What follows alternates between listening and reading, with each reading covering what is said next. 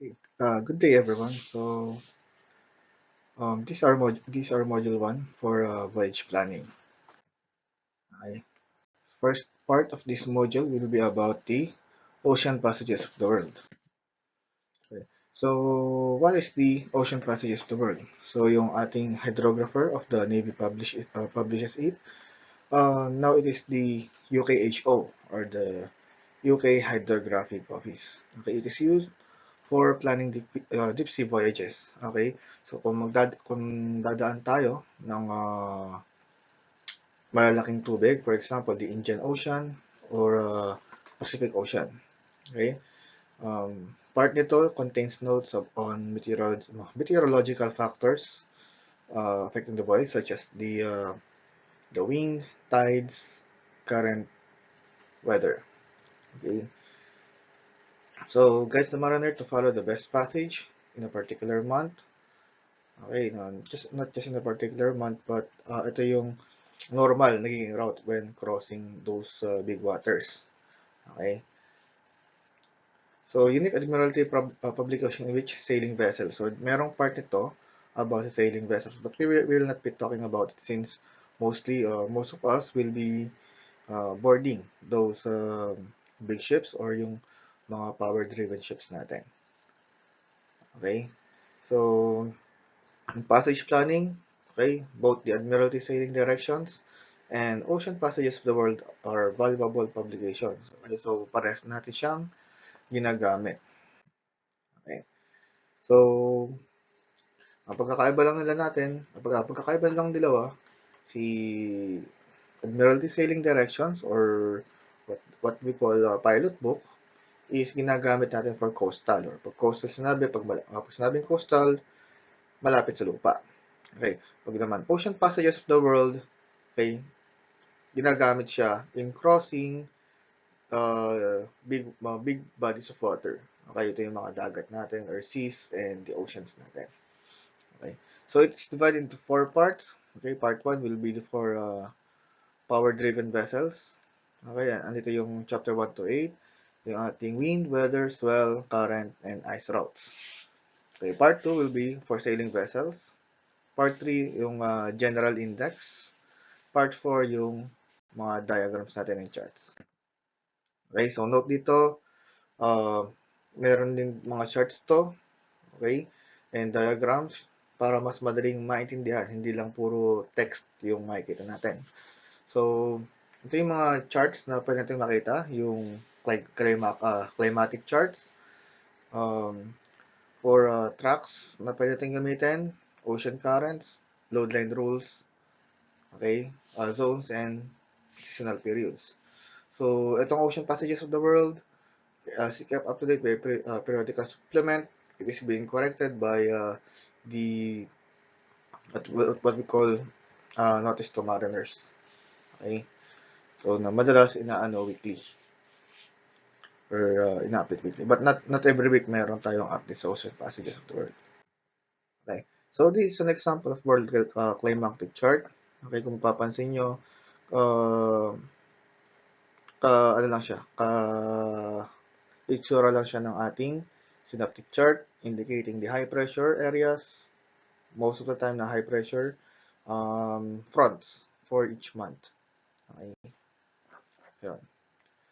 This is an example of the load line zones. Okay, it will show you kung for you to comply with the load lines. Kaya alam naman natin, meron tayong tinatawag ng load line convention. So, we need to plan ahead uh, kung hanggang saan lang yung magiging draft natin. Okay, for the passage planning or even for during loading. Okay, paano natin ginagamit yung ocean passages of the world? First, we need to know saan tayo manggagaling at saan tayo pupunta. Okay. So, for example, we need to plan our voyage from Singapore to Mombasa. So, dadaan ito sa Indian Ocean. And for this type, chapter 6 yung ating Indian Ocean. So, nakalagay dyan yung passages on the eastern side of the Indian Ocean since nasa eastern side, okay? Nasa kanan ng Indian Ocean yung ating o yung Singapore. Okay, so at least for this one, we need to look ahead. Okay? Kung makita natin kung nasaan yung or saan tayo manggagaling. So now go to chapter 6. So we will need to find the best section that matches our voyage. So nakalagay dyan, Mombasa to Singapore or pwedeng vice versa. Okay? From Mombasa, okay, so kung manggagaling sa Mombasa, ang kailangan lang natin gawin, okay, is babalik ta rin. Since we are going from Singapore, balik ta rin lang natin yung process. So, from Singapore, we will go through the Malacca Strait, lalabas tayo, and then approaches to Malacca Strait, and then we go to 1.5 degree channel, and then Mombasa na. Okay. So, ito yun. So, this is, okay, yung Singapore is somewhere here. Okay, somewhere here. Yung Singapore. So, mula rito, we will need to go out of the Malacca Strait. Okay? So, meron tayong coastal passage plan or meron tayong guide when passing Singapore and Malacca Strait. Okay? So, from Malacca Strait, dito na manggagaling or dito na mangyayari yung part ni Ocean Passages of the World. So, natin ito Mombasa, okay, to Malacca Strait. So, we will be using this route. Okay? So, from the Malacca Strait, we can have any waypoint dyan. Itong J, may nakalagay dyan, J. So, meron dito yung position. Okay?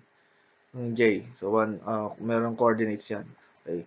We can plot directly. We can use this one. Okay? Para maging passage natin from Mombasa. This is Mombasa to Malacca Strait. Okay, so hindi lang ito yon. There are other diagrams. It will depend kung ano yung port na na or from yung kung ano yung initial port natin, what will be our or yung magiging destination natin. Okay? So yun. So that is all for the use of the ocean passages of the world. Ngayon, for ice navigation, okay, this is one of the hazards na may encounter natin sa pagbabarko. Okay, or especially if we are where we are traveling in the northern areas. For example, we are going to Russia, um, somewhere northern of the UK, okay, in high latitudes. Ito yung one of the dangers that we will be encountering. So, basically, meron tayong dalawang kinds of ice. We have the sea ice or the surface ice and the iceberg. Okay, so sea ice is yung nagpo-form lang sa surface, while yung icebergs is usually a chunk of ice in which mas malaki. Okay? Mas malaki yung nasa ilalim. Ito, kung matatandaan nyo, ito yung naging dahilan sa paglubog ng Titanic. Okay? Ito, surface ice, okay, sa ibabaw lang. Yan lang nakikita nyo. So, madali lang siyang biyakin. Madali lang siyang biyakin, make sure lang na ice type yung vessel. Or if your vessel is not an ice type, you need to employ the service of an ice type vessel or icebreaker vessel na sa unahan mo, siya yung magiging nasa unahan mo, and you will follow the route na gagawin nung icebreaker natin. Okay. This, the iceberg, one of the most dangerous since kung ano yung nakikita mo sa ibabaw na yellow, mas malaki yung nasa ilalim. And you would not know the extent ng laki nito. Pwedeng mas malapad or pwedeng yung haba niya is ano lang ito. Okay. So again, ito yung sa mga dahilan ng paglubog ng Titanic na nag-hit sila ng iceberg. Okay. So these are the sources of information about about ice.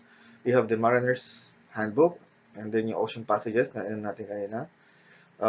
List of radio signals, sailing directions, okay, of the local area. Yung may mga ice charts tayo, merong routing charts, yung mga weather facsimile. Okay, ice reports or yung ocean routing services natin.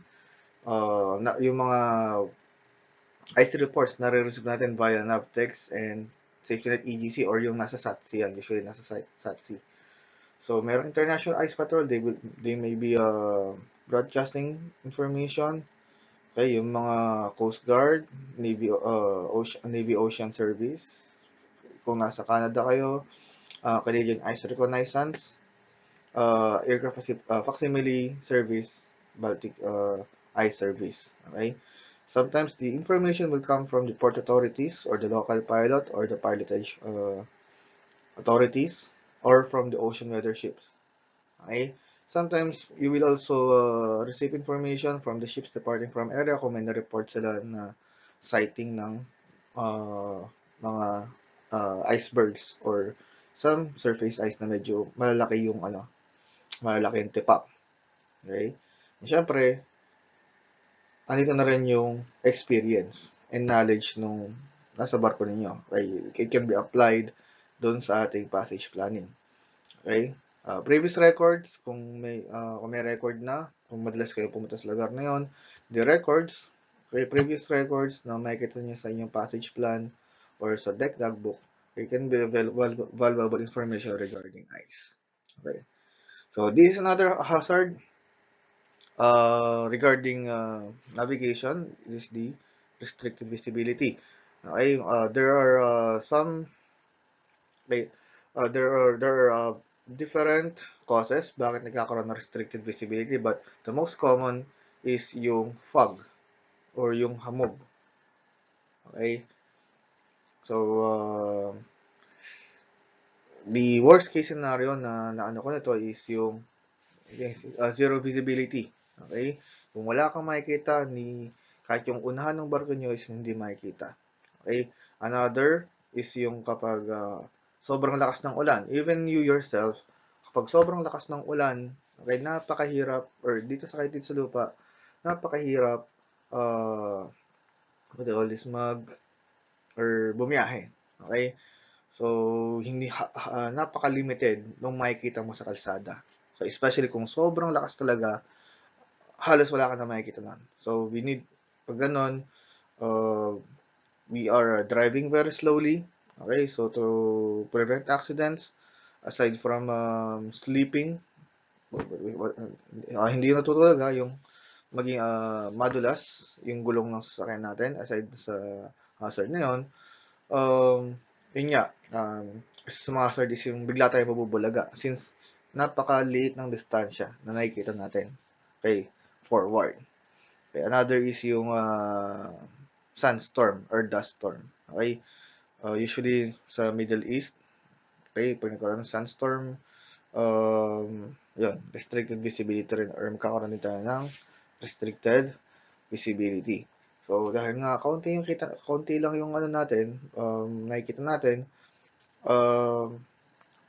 kaunti lang yung information na meron tayo to conduct safe of navigation. Okay? So, pag ganito, we are usually okay, before pa mangyari restricted visibility, usually we are getting reports, okay, na about the weather, okay, na if there is fog on the area, kung talagang no choice, hindi dumaan doon, idadaan tayo ron. But kung may iwasan, for example, yung bagyo, not just yung bagyo, okay, it can also result into restricted visibility, but the main hazard of that is yung malakas na hangin and yung matataas na alon. Okay? So, pag ganon, okay, pwede natin siyang iwasan. Okay, or we can prepare ahead of time. We can post additional watch. Okay, and we can call the master. Okay, we should call, not we can, but we should call the master if any case na magkaroon tayo ng restricted visibility. Okay, so yung passage plan, okay, again, the passage plan is being prepared normally by the second officer. Okay, si second officer magpe-prepare, okay, before departure, okay, they will have a meeting regarding passage plan with all of the officers, And i-check ni Kapitan kung okay sa kanya. Okay, i-review ni Kapitan lahat ng nakalagay doon, kung yung contingency plans, yung abort point, etc. etc. Okay? So, ganun din, since si second officer yung in charge sa passage plan, siya na rin yung in charge sa ating, or sa in charge, or of navigation officer, siya yung in charge sa mga publication natin. Okay? Sabi publication, ito yung mga libro na ginagamit natin for passage planning. Okay, yun nga, nabanggit kanina, Ocean Passage of the World, Sailing Directions, ALRS, okay, and the likes. Even the charts. Okay, so yun, the charts and the ECDs, navigational equipments. Okay, so yun. Sabi rito, passage planning or preparing a passage plan is no more than a formal visualization. Okay, dito nakalagay kung ano yung ruta na anuhin mo, nadadaanan mo. Okay, ito parang ito lang din. Okay, for example, you want to go from one place to another. If you want to go from Dasmariñas going to Manila, okay, nakalagay na ron, or you already have the road. If you're familiar with the roads, kung ano yung mga roads na dadaanan mo going to Manila. If not, okay, you will be using Google Map to help you with the plan. Okay, ano yung pinakamaikling ruta going from Dasmariñas to Manila. Okay, ito yung mga madalas natin kino-consider when preparing a passage plan. Siyempre, you already have a departure port. Okay, kung saan kayo mong gagaling. So, ang kailangan na lang natin is the proposed destination port. Ano yung ibinigay sa atin ni charterer or ni owner? Saan niya sinabi na next port natin? Okay? And the estimated date and time of arrival. So, usually, yung charterer or yung taga-company, meron na silang rough estimate nung distance and kung ilang araw or gaano katagal yung magiging biyahe. Okay? So they will be giving you orders saan yung next port and yung dapat magiging dating nyo ron. Okay? So, syempre kasama ron, i-consider mo ano ba yung barko nyo. Okay? Basic data, gaano kahaba, ano yung magiging maximum RPM niya and speed. Okay? So, i-consider mo rin yung tides and currents and the weather forecast. Okay? Consider mo ba if yung dun sa area na yon, if safe ba na to be at full speed lagi? Okay? If meron bang kailangang iwasan or meron bang area mas magandang daanan kung saan mas maliliit yung alon. Okay?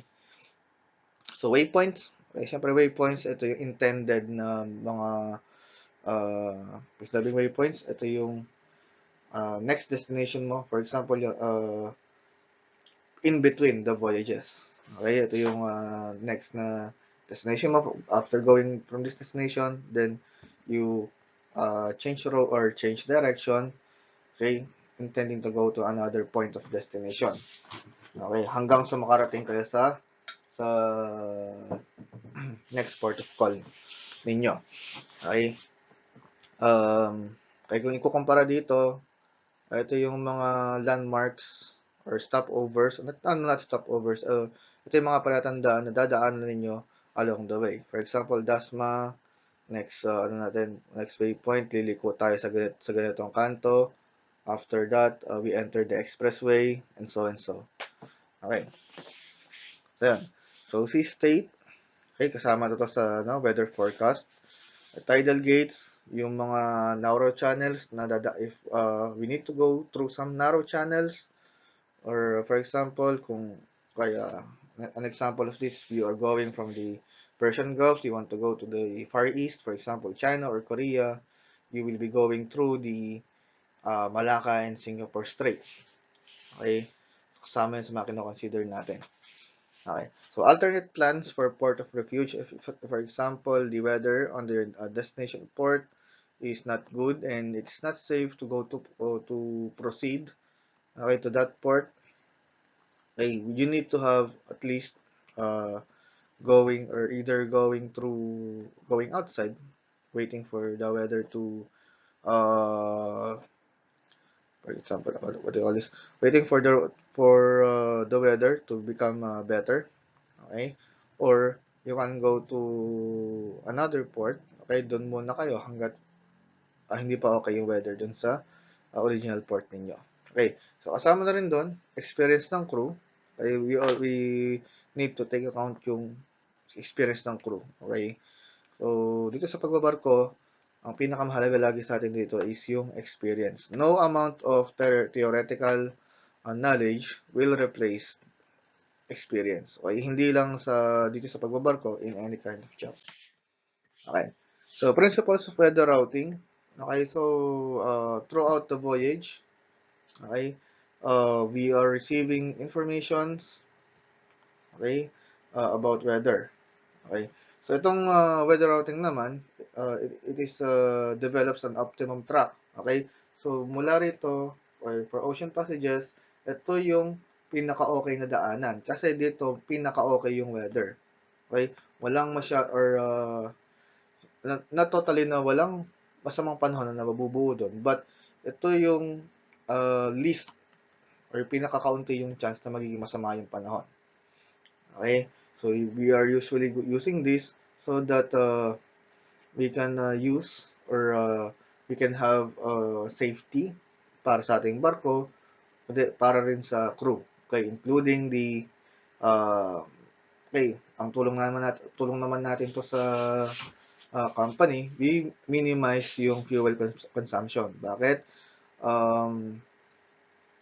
Okay, hindi masyadong hirap yung makina to dash through the water kasi nga smooth lang. Okay, there will not be times na sasalubong yung kuryente. There will not be times na uh, tawag doon, na pinapadpad tayo dahil nga sobrang lakas ng alon or ng current. Okay, so ito yung first resource natin for route planning in relation to weather. Okay, ang pinaka natin titingnan is yung pilot chart atlases, the sailing directions, okay, and historical weather data table. So dito, titingnan pa lang natin kung anong mga lugar yung pwedeng or mga possible route na the best na daanan natin for our passage plan. Okay?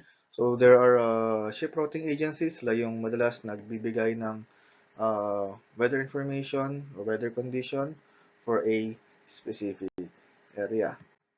Okay. So, sabi nga rito, yung use of advisory service is in no way relieves the commanding officer or the master the responsibility of seamanship and safe navigation. Okay? So, hindi na ito didiktahan si Kapitan. Magiging guide lang ito ni Kapitan, okay? As a basis for any decision, okay? Kung magbabago ng ruta, we need to change plan, we need to divert our route, okay? Or we need to wait for a while in order for the weather to be better. Okay, so that will be all for our module 1. Okay, see you on next module.